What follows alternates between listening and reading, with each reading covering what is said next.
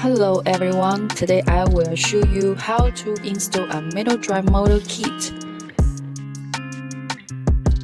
It has internal control and axial torque sensor.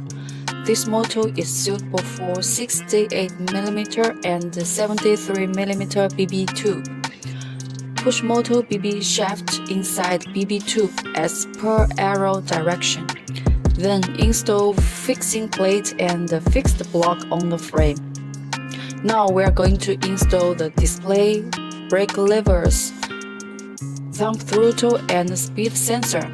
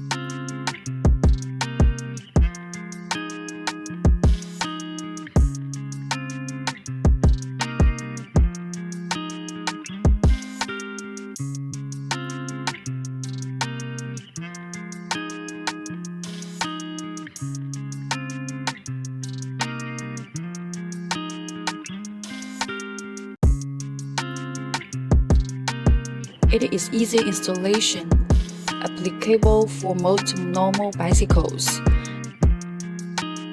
Thanks for watching. Follow us for more information.